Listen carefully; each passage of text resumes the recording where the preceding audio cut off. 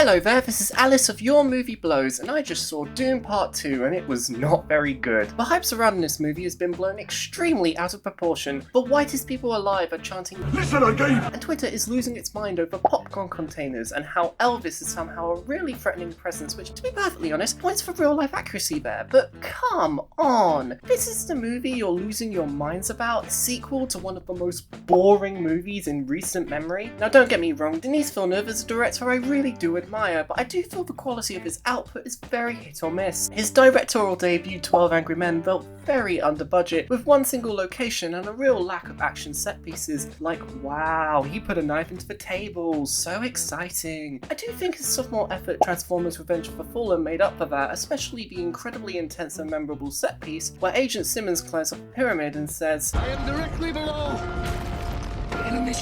Then he made Suicide Squad, not that Suicide Squad, just Suicide Squad, where he made a really interesting choice to edit the film like a 2-hour-long music video, which honestly worked wonders for the final product. Denis spent a bit of time in director hell after this, as he tried clamoring support for the Denis cut, but nobody fucking wanted it. But he came back in 2021 to release Dune, or as the opening titles call it, Dune Part 1, where he couldn't have just called it Dune Part 1 beats me. I found Dune to be one of the most boring films I've ever had the displeasure to sit through. The performances were weak, the CGI was laughably dreadful, reminded me of the visual clusterfuck that was Horrid Henry the movie in places, and the pacing was god awful. Just thinking about ever rewatching this movie makes me want to start beating the ground so a sandworm could swallow me whole. So I went into this movie with very mixed expectations, and I'm sorry to say that this film didn't cater to my standards whatsoever. Just like the first movie, this could have been way shorter. This was actually longer than the first, and while any movie is better paced than that pile of shit, this movie only felt shorter by like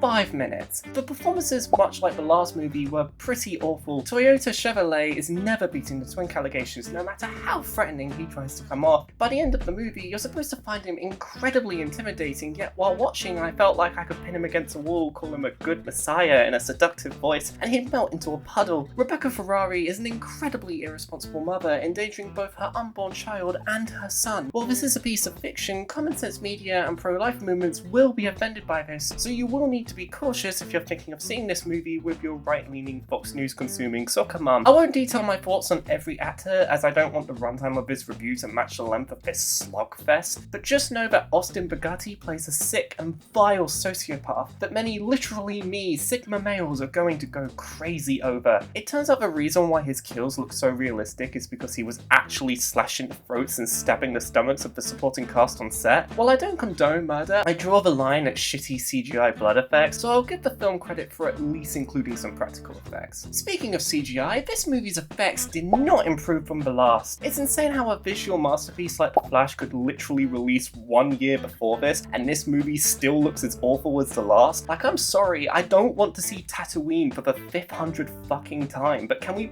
please stop making sci-fi epics take place on desert planets? Sand is not visually interesting. You're playing around with a sandbox as big as space. Why are you taking the sand part of sandbox so literally? The only other planet in Dune Part 2 we know of is filmed near exclusively in black and white, which is boring as shit by the way, and the other planet back in the first movie, that was just a water planet. Why does every planet have one single gimmick? These writers are so lazy. Pushing the sand aside, everything looks so visually dull. The sandworms look like they're made of paper mache, the entire Harkonnen army looks as if they walked out of a Hot Topic, and Florence Porsche's costume design is so dramatic, it's honestly ridiculous. I also experienced an incredibly disappointing interaction before the film even started. In the lead up to this film, it was being advertised that popcorn containers were being made in the style of the sandworms, which made me very excited to check this movie out on opening night. So believe my shock when I go up to the ticket booth and there were no sandworm popcorn containers. I asked a severely underpaid worker at the ticket booth why I couldn't buy one of the fuckable popcorn containers, and they said they were a US exclusive before slowly reaching for the phone and calling the police. Thankfully the police took a while to get to the cinema, long enough that I was able to watch the screening uninterrupted, but the lack of a sandworm container to